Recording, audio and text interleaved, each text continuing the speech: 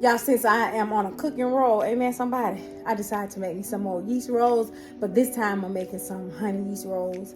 I will post the recipe that I got it from, but I added some honey and some other stuff, and I just list what I added. Amen, somebody.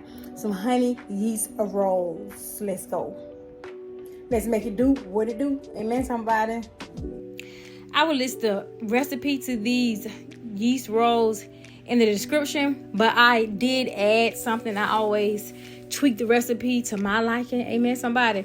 So I added honey, therefore it is called honey yeast rolls. And I add a little bit more butter. Instead of the regular milk, I use heavy whipping cream and carnation milk. And again, like I said, I list the ingredients that I used and the method that I used. I found a recipe, and I always make it to be my own. I tried this recipe before, and the yeast rolls, they were good, but they were a little more crumbly than I wanted them to be. And so I did it again, and this time they turned out real good. This recipe called for 2 packages of yeast, but I didn't have the individual package of yeast, so I used the Fleischmann's package, and I used 4.5 teaspoons of the yeast instead of the packages. So if you have the package, use 2 packages, but if you don't, then use 4.5 teaspoons. Okay.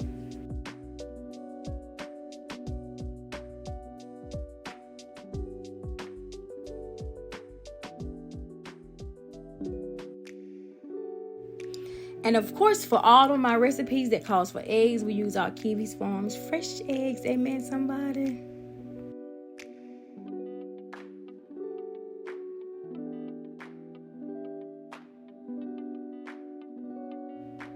So one of the most important parts of this recipe, you have to make sure that you mix the flour in with the rest of the ingredients, but you got to make sure that it's not dry. It's moist and it's stiff, but it's just not too dry.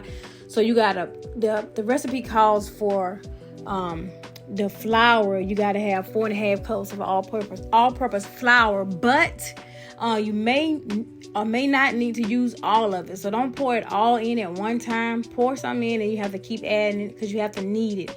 And the first time I did it, I didn't knead it for like 8 to 10 minutes. So the second time I did it, I kneaded it for 8 to 10 minutes, and it turned out superb. Amen, somebody. So you won't hear me on this video telling the step-by-step ingredients and instructions, but I will list either the instructions for the ingredients, or I will list the website where I got it from and add what I added different to the recipe to make it my own. And then you can do what you want to do for yours.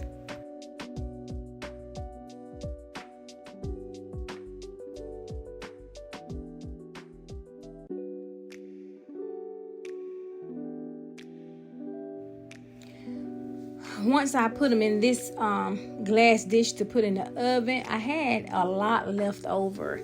And so I think what I'm going to do with those is try to make some bow ties, some kind of design, some bread twists or something, honey yeast bread twist or something. I'm not sure yet, but I kept it. I put it in the refrigerator to see if it's gonna rise again and see what the difference will be, because this one don't take long. You can do this in a day, in about 2 or 3 hours, but I want to see how it tastes after I let it rise again in the refrigerator. Okay.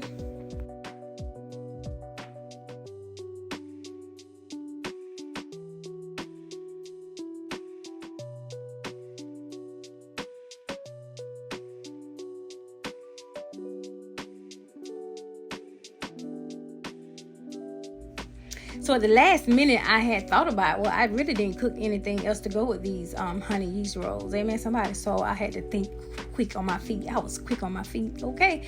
So I had some more goat meat. So we had some goat sausages. So I cooked some goat sausages. So I made a goat sausage sandwich with the yeast rolls, the honey yeast rolls, goat sausage, some Gouda cheese, and some Kiwi's Farms fresh eggs. Amen, somebody. And they were delicious.